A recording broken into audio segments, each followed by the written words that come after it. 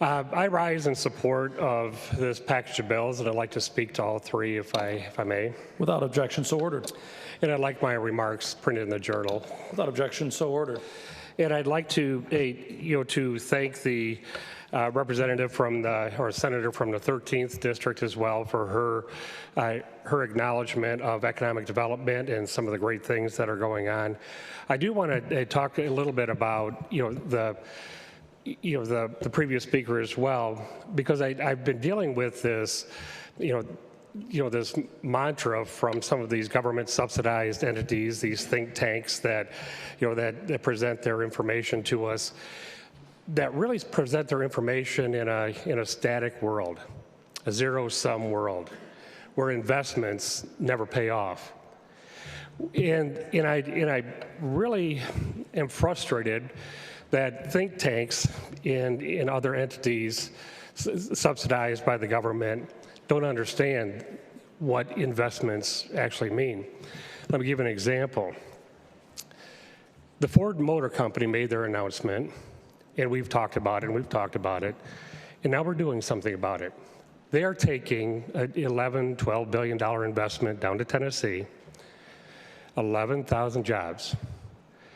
It should put my colleagues on the other side of the aisle who are not supporting the bill, put their minds at ease that the average wage on those 11,000 jobs is $100,000 each, making this nearly a $1 billion payroll. $1 billion payroll.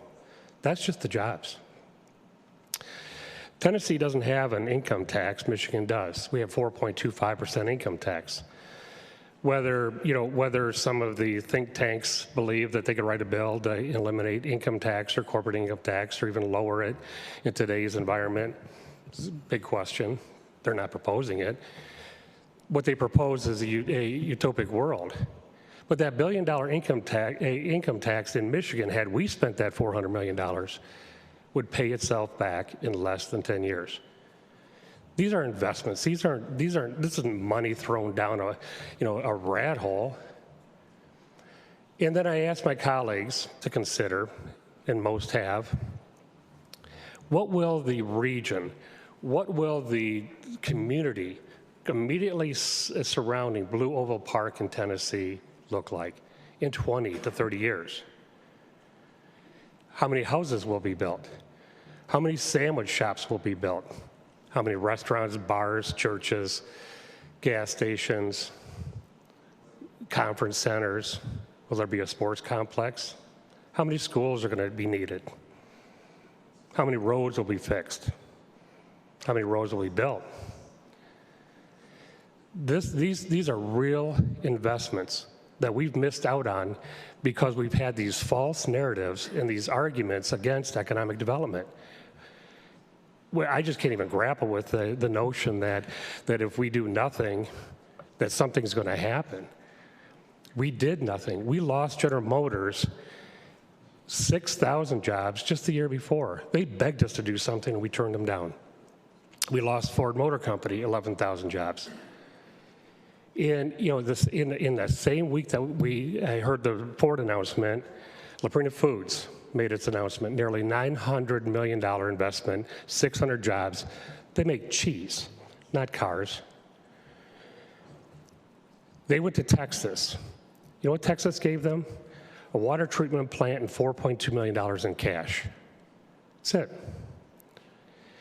it. These bills that are in front of us right now deal with site preparation, water, sewer, electric, fiber, curb cuts. These are community developments. These aren't going to companies. This is for our communities, for our counties, for our regions, to leverage dollars, to make real investments. And then we have some closing dollars that, as I mentioned, get paid back because of the tax structure that we do have. These are very positive investments, and this is such a critical time, Mr. President. This isn't just a year that we need to make change. This is the month that we need to make change. We have some opportunities on the hook right now that will change Michigan's future, and I ask for a yes vote.